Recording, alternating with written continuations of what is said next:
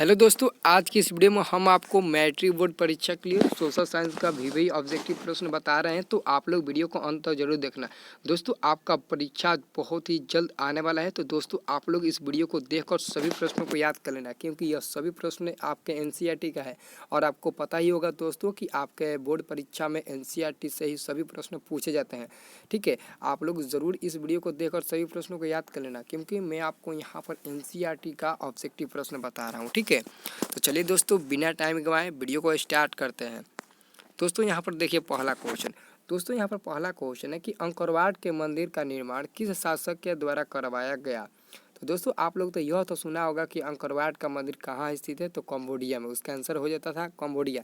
लेकिन यहाँ पर किस शासक के द्वारा करवाया गया था, तो याद रखना सूर्यवर्मन द्वितीय, यानी कि इसका आंसर होगा ऑप्शन नंबर फर्स्ट। ठीक है, सूर्यवर्मन। ठीक है, अगला क्वेश्चन है कि किसने कहा बिहार के विकास के बिना भारत का विकास संभव नहीं। अगर आप लोग बिहारी होंगे तो वीडियो को एक लाइक ज़रूर कर देना, क्योंकि यहाँ बिहार से संबंधित एक प्रश्न पूछा है। अगर आप बिहार से होंगे तो आप एक लाइक कर देना। ठीक है, क्वेश्चन कह रहा है कि किसने कहा बिहार के विकास के बिना भारत का विकास संभव ही नहीं है। किसने कहा, तो दोस्तों आप लोग को याद होगा डॉक्टर एपीजे अब्दुल कलाम का नाम। तो इसका आंसर होगा एपीजे अब्दुल कलाम। उन्होंने ही कहा था कि अगर बिहार का विकास नहीं हो सकता तो भारत का भी विकास नहीं हो सकता है।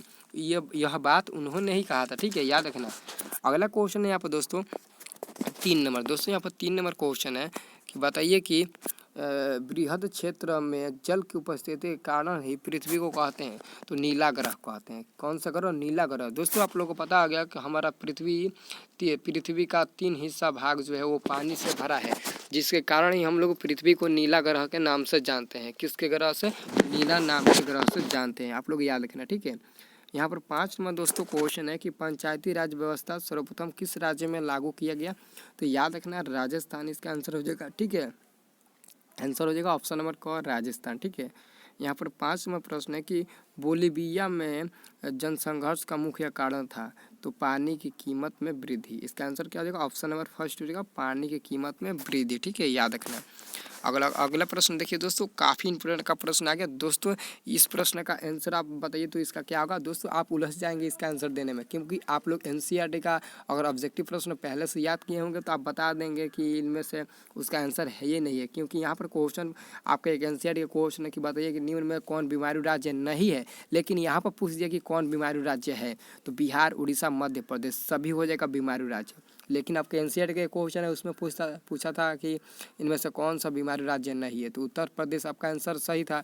लेकिन यहाँ पर तो उल्टा कर दिया है क्वेश्चन, तो इसलिए दोस्तों आप लोग सतर्क रहिएगा क्वेश्चन है। ठीक है, और दोस्तों अगर हमारे इस वीडियो को देख रहे हो ना तो एक लाइक कर देना, और वीडियो अच्छा लगे तभी लाइक करना। ठीक है, अगर अच्छा ना लगे तो लाइक मत करना। ठीक है, यहाँ पर 7 नंबर दोस्तों प्रश्न है कि जलियांवाला बाग हत्याकांड कब हुआ।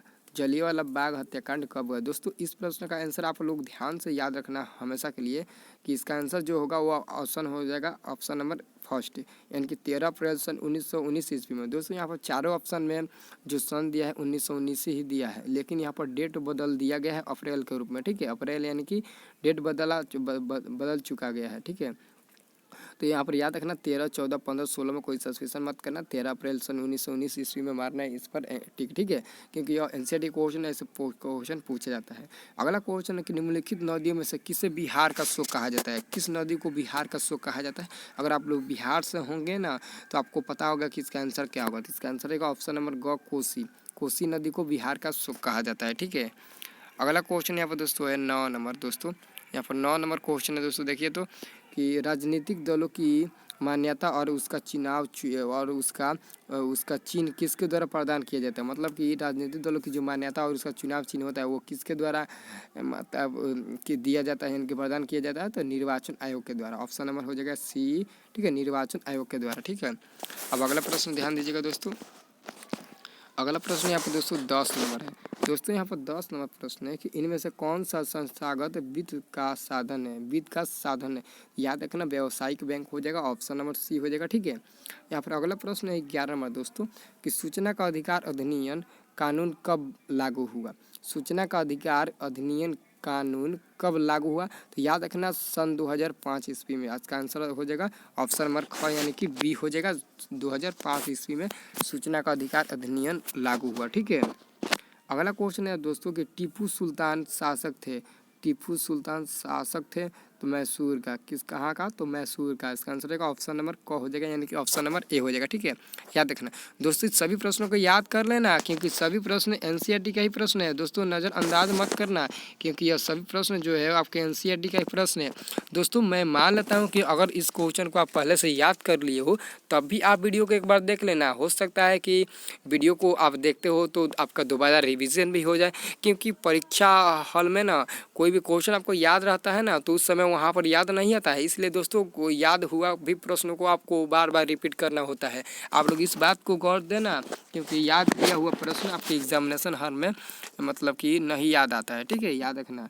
अगला प्रश्न है कि सिखों के 10वें और अंतिम गुरु श्री गोविंद सिंह का जन्म बिहार के किस नगर में हुआ था, तो बिना सोचे समझे ना इसका आंसर मार देना पटना, क्योंकि सिख संप्रदाय के 10वें गुरु गुरु गोविंद सिंह का जन्म पटना में हुआ था। कहाँ पर, तो पटना में हुआ था, आप लोग याद रखना। ठीक है, अब अगला प्रश्न दोस्तों देखिएगा दोस्तों, हमको तो एक बात बताइएगा हमारे कमेंट बॉक्स में कि इस वीडियो को मतलब पूरा देखने के बाद अंत में कमेंट करना कि इसमें कितना का आंसर हमको पहले से मालूम था या फिर कितना का आंसर हम दे सकते थे। ठीक है, और कितना आंसर आपको पहले से मालूम था आप कमेंट बॉक्स में बता दीजिएगा। ठीक है, 14 नंबर प्रश्न है दोस्तों कि गुटेनबर्ग का जन्म हुआ था, तो गुटेनबर्ग का जन्म हुआ था तो जर्मनी में हुआ था। कहाँ पर हुआ था, तो जर्मनी में। याद रखना गुटेनबर्ग का जन्म जर्मनी में हुआ था, जर्मनी एक देश है। ठीक है, अगला क्वेश्चन है 5 नंबर दोस्तों, 15 नंबर कि यूरेनियम का प्रमुख उत्पादक केंद्र है, तो दोस्तों यूरेनियम का प्रमुख उत्पादक केंद्र जो है वो जादूगोड़ा है। क्या है, जादूगोड़ा।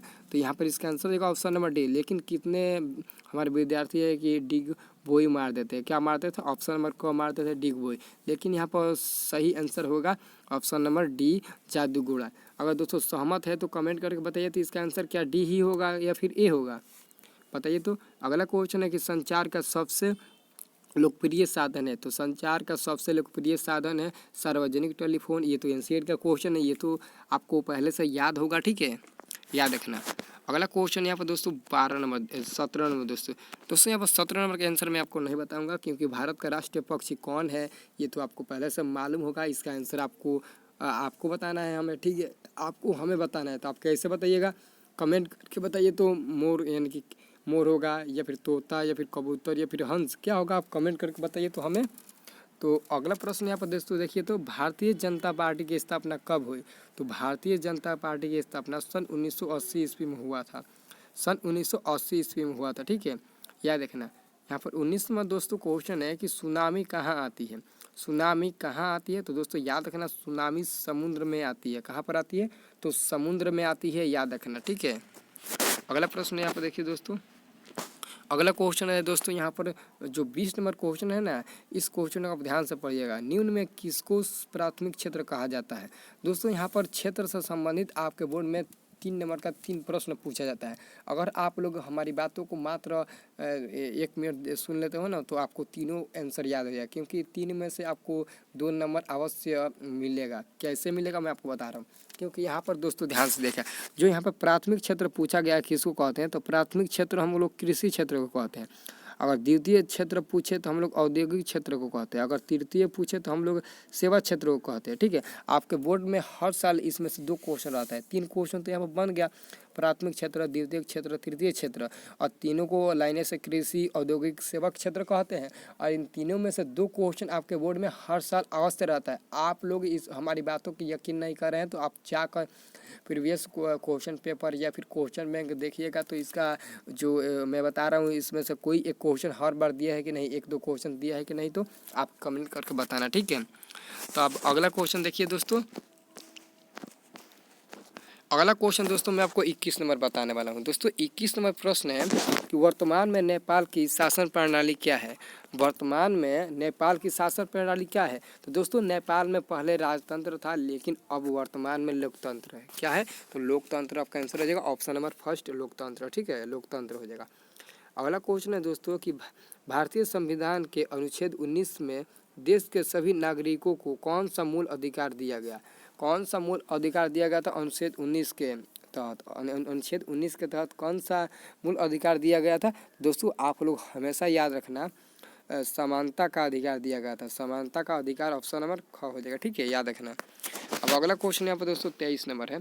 23 नंबर दोस्तों क्वेश्चन है कि WTO विश्व व्यापार संगठन, वर्ल्ड ट्रेड ऑर्गेनाइजेशन इसका मतलब कि फुल फॉर्म होता है, ठीक है।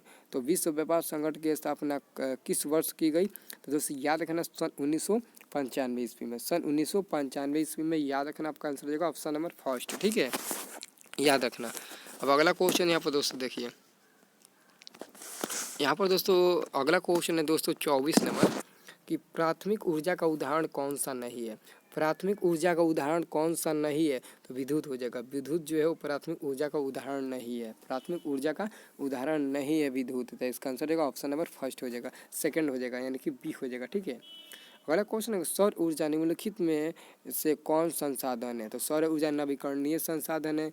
नवीकरणीय, अगर कोयला यहाँ पर पूछ देता तो कोयला अनवीकरणीय हो जाता, लेकिन यहाँ पर सौर ऊर्जा पूछा है तो नवीकरणीय हो जाएगा, ठीक है। अगला क्वेश्चन है लोकतंत्र की सफलता निर्भर करती है, लोकतंत्र की सफलता निर्भर करती है। तो याद रखना नागरिकों की विवेकपूर्ण सहभागिता पर, ठीक है, नागरिकों की विवेकपूर्ण सहभागिता पर निर्भर करती है। इसका आंसर हो जाएगा ऑप्शन नंबर ग, ठीक है, क्या हो जाएगा? ऑप्शन नंबर ग हो जाएगा, याद रखना। अब 27 में दोस्तों प्रश्न देखिए दोस्तों, यहाँ पर 27 में प्रश्न है कि किसने कहा संसाधन होते नहीं बनते हैं? किसने कहा संसाधन होते नहीं बनते हैं? यह किसका कथन है? याद रखना, किसका कथन? जिमरमैन का कथन है कि संसाधन होते नहीं बनते हैं। जिसका आंसर हो जाएगा ऑप्शन नंबर क, ठीक है। अगला क्वेश्चन, अंतर्राष्ट्रीय महिला दिवस किस तिथि को मनाया जाता है? यानी कि अंतर्राष्ट्रीय महिला दिवस किस वर्ष मनाया जाता है या किस तिथि को मनाया जाता है? तो यहाँ पर तिथि पूछा है तो आप लोग तिथि बताना, ठीक है। तो यहाँ पर इसका आंसर क्या हो जाएगा? ऑप्शन नंबर क्या हो जाएगा? सेकंड हो जाएगा, ऑप्शन नंबर सेकंड यानी कि बी हो जाएगा। 8 मार्च को अंतर्राष्ट्रीय महिला दिवस मनाया जाता है, ठीक है, याद रखना, आंसर हो जाएगा ग। अगला क्वेश्चन है कि राष्ट्रीय विकास परिषद का गठन कब हुआ था? राष्ट्रीय विकास परिषद का गठन कब हुआ था? तो दोस्तों याद रखना 1952 ईस्वी में, सन 1952 ईस्वी में हुआ था, 1952 ईस्वी आपका आंसर होगा ऑप्शन नंबर, ठीक है, ग। अगला प्रश्न यहाँ पर दोस्तों 30 नंबर है। दोस्तों यहाँ पर 30 नंबर प्रश्न है कि सांप्रदायिक राजनीतिक आधारित होती है तो धर्म पर, सांप्रदायिक राजनीतिक जो होती है वो धर्म पर ही आधारित होता है, ठीक है। धर्म यानी कि ऑप्शन नंबर हो जाएगा क, ठीक है। धर्म का मतलब क्या होता है दोस्तों? यहाँ पर धर्म और जाति और क्षेत्र तीनों है। धर्म का मतलब होता है सत्य का राह पर चलना, धर्म का ही मतलब होता है सत्य, ठीक है। अगला क्वेश्चन है कि सविनय अवज्ञा आंदोलन किस यात्रा से शुरू हुआ? दोस्तों याद रखना सविनय अवज्ञा आंदोलन सन 1930 ईस्वी में दांडी यात्रा से शुरू हुआ था। तो इसका आंसर हो जाएगा ऑप्शन नंबर ग, क्या हो जाएगा? ऑप्शन नंबर ग हो जाएगा, ठीक है, याद रखिएगा।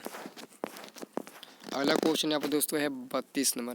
दोस्तों यहाँ पर 32 नंबर क्वेश्चन है कि योजना आयोग को भंग कर कौन सा आयोग बना? तो याद रखना आपका आंसर यहाँ पर होगा 32 का सही आंसर हो जाएगा ऑप्शन नंबर पर नीति आयोग आपका आंसर हो जाएगा ऑप्शन नंबर क। 33 नंबर प्रश्न है कि निम्नलिखित उद्योगों में कौन सी कृषि पर आधारित नहीं है? अभी मैं आपको बताया कि यहाँ पर प्राथमिक क्षेत्र को हम लोग कृषि क्षेत्र कहते हैं। तो कृषि क्षेत्र में क्या क्या आता है? सूती वस्त्र आता है, सूती वस्त्र, जूट वस्त्र, चीनी, लेकिन सीमेंट जो होता है वो कृषि में नहीं आता है। तो आंसर हो जाएगा इसका ख, ठीक है। अगला क्वेश्चन है कि संजय गांधी जैविक उद्यान किस नगर में स्थित है? तो राजगीर, कहाँ पर हो जाएगा? तो राजगीर। यहाँ पर इसका आंसर क्या देगा दोस्तों? क्या राजगीर होगा कि नहीं होगा बताइए? तो यहाँ पर राजगीर होगा, संजय गांधी जैविक उद्यान। तो जी हाँ दोस्तों, आपका राइट आंसर होगा पटना। क्या हो जाएगा? राइट आंसर पटना होगा, क्योंकि राजगीर में तो जैविक उद्यान नहीं स्थित है, राजगीर में नहीं स्थित है, वो तो पटना में स्थित है, याद रखना, ठीक है। अगला क्वेश्चन यहाँ पर दोस्तों 35 नंबर। दोस्तों यहाँ पर 35 नंबर क्वेश्चन है कि न्यू आर्थिक नीति में किसे सम्मिलित नहीं किया गया? किसे सम्मिलित नहीं किया गया? तो याद रखना न्यू आर्थिक नीति में किसे सम्मिलित नहीं किया गया? तो इसका तो आंसर आपको पहले से ही मालूम होगा, यहाँ पर दिखाई देगा, क्योंकि उदारीकरण, निजीकरण, वैश्वीकरण सभी को सम्मिलित किया गया, लेकिन नियंत्रित अर्थव्यवस्था को सम्मिलित नहीं किया गया, ठीक है। चावल है तो चावल क्या है? यानी कि चावल यानी कि धान।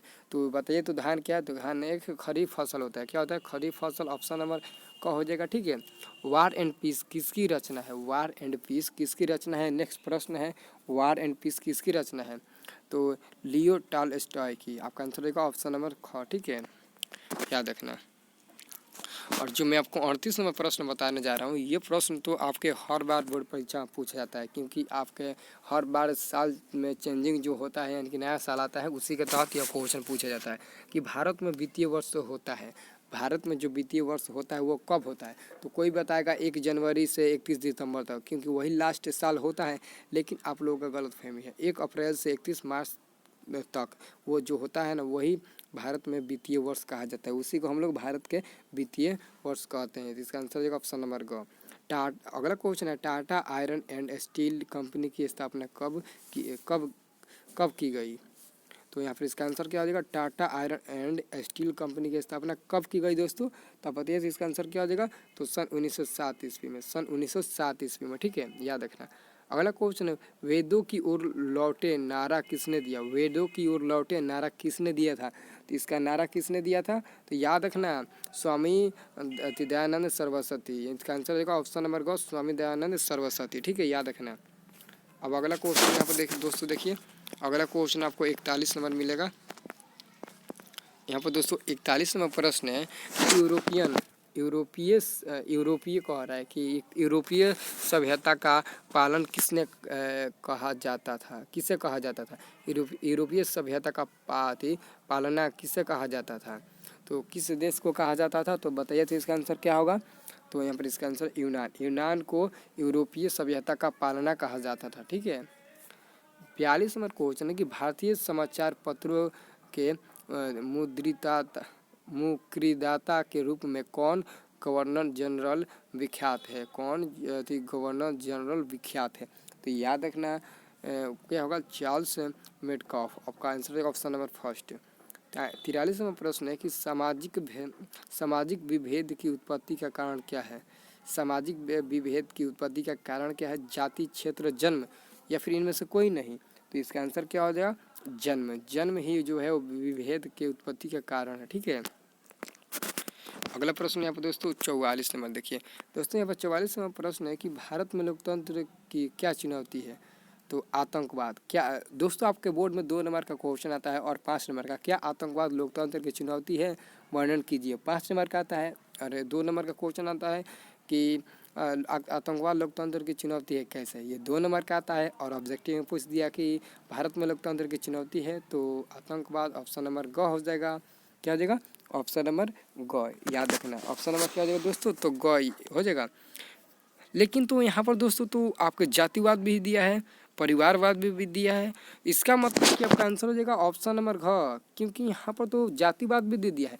लोकतंत्र की चुनौती जातिवाद भी है, आतंकवाद भी है, क्योंकि लोकतंत्र यानी कि जब चुनाव होता है तो उसमें जाति पर भी आधारित होता है, परिवारवाद पर भी, और आतंक भी होता है उसमें। इसलिए दोस्तों यहाँ पर इसका आंसर हो जाएगा ऑप्शन नंबर ग, याद ऑप्शन नंबर घ होगा, ठीक है। इनमें से सभी, क्योंकि सभी के कारण ही लोकतंत्र की चुनौती होती है, ठीक है, याद रखना आप लोग। और यहाँ पर 45 नंबर क्वेश्चन देखिए दोस्तों,